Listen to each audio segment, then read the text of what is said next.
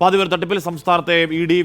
വ്യാപക പരിശോധന തുടരുന്നു. Saigram executive director K N. Anandakumar, Congress നേതാവ് ലാലി വിൻസെന്റ്, മുഖ്യപ്രതി അനന്തകൃഷ്ണൻ എന്നിവരുടെ വീടുകളിലും ഓഫീസുകളിലും അടക്കം 12 സ്ഥലങ്ങളിൽ ഒരേ സമയം പരിശോധന നടത്തുകയാണ്. അജീഷ് ജയകുമാറും എസ് ശ്യാംകുമാറും തുടരുന്നുണ്ട്. അജീഷിലേക്ക് ഒന്ന് പോകുന്നു. അജീഷ്, എങ്ങനെയാണ് ഈ ഇ.ഡി. പരിശോധനയുടെ പുരോഗതി?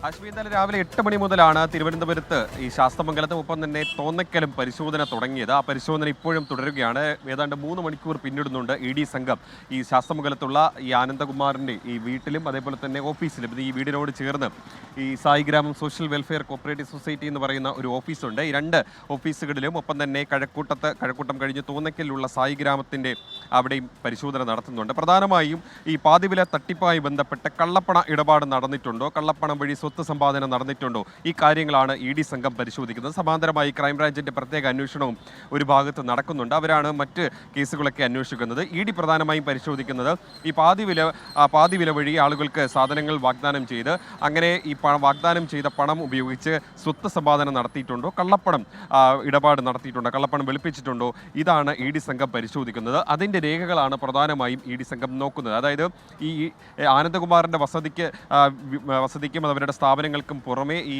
എൻ.ജി.ഒ കോൺഫറേഷൻ്റെ ദേശീയ അധ്യക്ഷൻ കൂടിയാണ് ഈ ആനന്ദകുമാർ. അതുകൂടാതെ ഈ ജില്ലാ കോർഡിനേറ്റർമാരുടെ വീടുകളിലും പരിശോധന നടത്തുമെന്നാണ് മനസ്സിലാക്കാൻ സാധിക്കുന്നത്. കാരണം തിരുവനന്തപുരത്തെ കഴിഞ്ഞ ദിവസങ്ങളിൽ തന്നെ ഈ 7 ജില്ലാ കോർഡിനേറ്റർ, അതായത് പല എൻ.ജി.ഒകളിലും ആയിട്ട് അവരെല്ലാം ഈ അനന്തകൃഷ്ണനെ പരിചയപ്പെടുത്തിയത് ആനന്ദകുമാറാണെന്നാണ് അവരുടെ ഒരു ആരോപണം വന്നിരുന്നത്. കാരണം ഇവർക്കാർക്കും ഈ അനന്തകൃഷ്ണനെ പരിചയമില്ലായിരുന്നു. അവരെല്ലാം പരിചയപ്പെടുത്തിയത് ആനന്ദകുമാറായിരുന്നു. അങ്ങനെയാണ് തങ്ങളും ഈ തട്ടിപ്പിൽ ഇരയായതെന്നായിരുന്നു ഈ തിരുവനന്തപുരം ജില്ലയിലെ തന്നെ പല എൻ.ജി.ഒകളും പരാതിപ്പെട്ടിരുന്നത്. ഈ തിരുവനന്തപുരത്തെ തന്നെ പല കേസുകളിലും മുഖ്യപ്രതി കൂടിയാണ് ഈ ആനന്ദകുമാർ. എന്തായാലും ഈ രേഖകൾ അതാണ് പ്രധാനമായും ഇ.ഡി. പരിശോധിക്കുന്നത്. നേരത്തെ തന്നെ സഹകരണ ബാങ്കുമായി ബന്ധപ്പെട്ട പല തട്ടിപ്പുകളിലും ഇ.ഡി. കള്ളപ്പണ ഇടപാടിൽ അന്വേഷണം മുറുക്കിയിരുന്നു. അതിൻ്റെ ഒരു തുടർച്ചയെന്നോളമാണ് ഈ കേസിലും ഇപ്പോൾ ഇ.ഡി. ഇടപെടുന്നത്.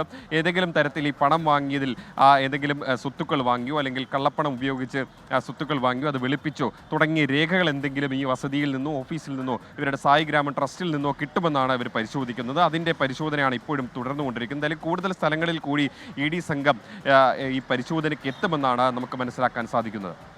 ഓക്കെ, അജീഷ് ജയകുമാറാണ് തിരുവനന്തപുരത്തെ ആ റെയ്ഡ് പുരോഗമിക്കുന്നതിൻ്റെ വിവരങ്ങൾ നൽകിയത്. എസ് ശ്യാംകുമാർ കൂടി ചേരുന്നു. ശ്യാം, കൊച്ചിയിലെ ക്രൈംബ്രാഞ്ച് പരിശോധനയുടെ അടക്കം അപ്ഡേഷൻ എങ്ങനെയാണ്? ഹാഷ്മി, കൊച്ചി കടവന്ത്രയിലെ ഓഫീസിൽ ക്രൈംബ്രാഞ്ചിന്റെ പരിശോധന തുടരുകയാണ്. ക്രൈംബ്രാഞ്ച് സംഘം രാവിലെ ക്രൈംബ്രാഞ്ച് SP സോജന്റെ നേതൃത്വത്തിലുള്ള സംഘമായിരുന്നു പരിശോധനയ്ക്കായി എത്തിയിരുന്നത്. പരിശോധനകളുടെ തുടക്കത്തിൽ തന്നെ SP ഇവിടെ നിന്ന് മടങ്ങിയിരുന്നു. ഇപ്പോഴും ക്രൈംബ്രാഞ്ച് പരിശോധന ഇവിടെ സോഷ്യൽ ബി വെഞ്ചേഴ്സ് എന്ന് പറയുന്ന സ്ഥാപനത്തിൽ നടക്കുകയാണ്. ഇവിടെ നിന്നാണ് ചാക്കുകണക്കിന് രേഖകൾ കടത്തിക്കൊണ്ടുപോയി എന്ന് ആദ്യം പോലീസ് സംഘം ഉൾപ്പെടെ കണ്ടെത്തിയിരുന്നത്. സ്വാഭാവികമായും ആ രേഖകളുടെ ഉൾപ്പെടെയുള്ള വിവരങ്ങളാകും ക്രൈംബ്രാഞ്ച് സംഘം ഇവിടെ പരിശോധിക്കുക. നേരത്തെ മൂവാറ്റുപുഴയിൽ പ്രതി അനന്തകൃഷ്ണന്റെ വീട്ടിൽ രാവിലെ ഇ.ഡി. സംഘം പരിശോധന നടത്തിയിരുന്നു. വീട് പൂട്ടിയിട്ട നിലയിലായിരുന്നു. പക്ഷേ പരിശോധനകൾക്ക് ശേഷം അവിടെ നിന്ന് ഇ.ഡി. സംഘം മടങ്ങുകയും ചെയ്തിട്ടുണ്ട്. നിലവിൽ കോൺഗ്രസ് നേതാവും അനന്തകൃഷ്ണന്റെ അഭിഭാഷകയായ ലാലി വിൻസെന്റിന്റെ ഫ്ളാറ്റിലും പരിശോധനകൾ തുടരുകയാണ്. അവിടെയും ലാലി വിൻസെന്റ് തന്നെ നേരത്തെ 46 ലക്ഷം രൂപ അഭിഭാഷക എന്ന രീതിയിൽ അനന്തകൃഷ്ണന്റെ കയ്യിൽ നിന്ന് കൈപ്പറ്റിയിരുന്നുവെന്ന് തുറന്ന് സമ്മതിച്ചിരുന്നു. അതിൽ കൂടുതൽ ഏതെങ്കിലും തരത്തിലുള്ള സാമ്പത്തിക ഇടപാടുകൾ നടന്നിട്ടുണ്ടോ, മറ്റേതെങ്കിലും തട്ടിപ്പിൽ ഇവരുടെ പങ്കുണ്ടോ, സഹായങ്ങളുണ്ടോ, അത്തരം കാര്യങ്ങളാണ് പരിശോധിക്കുന്നത്. ഏതായാലും 500 കോടി രൂപയിലധികം നിക്ഷേപം വാങ്ങുകയും അത് കൈകാര്യം ചെയ്യുകയും ചെയ്തുവെന്ന് അനന്തകൃഷ്ണനെതിരായ ഇന്നലെ കോടതിയിൽ സമർപ്പിച്ച കസ്റ്റഡി അപേക്ഷയിൽ ക്രൈംബ്രാഞ്ച് തന്നെ വിശദമാക്കിയിരുന്നു. പക്ഷേ നാളെ രാവിലെ 10 മണിക്ക് പ്രതിയെ കോടതിയിൽ ഹാജരാക്കുകയും വേണം. അതുകൊണ്ട് ഒരു ദിവസം മാത്രമാണ് ക്രൈംബ്രാഞ്ചിന് പ്രതിയെ കസ്റ്റഡിയിൽ ലഭിച്ചിരിക്കുന്നത്. കൂടുതൽ ചോദ്യം ചെയ്യലുകൾക്ക് വേണ്ടി പ്രതിയെ അടുത്ത ദിവസം വീണ്ടും മറ്റൊരു കേസിൽ കസ്റ്റഡിയിൽ ആവശ്യപ്പെടാനും സാധ്യതയുണ്ട്. നിലവിൽ കോടിക്കണക്കിന് രൂപയുടെ ഇടപാടുകളെക്കുറിച്ചാണ് ഇ.ഡി. അന്വേഷിക്കുമ്പോൾ അതിലെ സാമ്പത്തിക തട്ടിപ്പിലൂടെ ആരൊക്കെ ലാഭമുണ്ടാക്കിയെന്നുള്ളതാണ് ക്രൈംബ്രാഞ്ച് പരിശോധിക്കുന്നത്.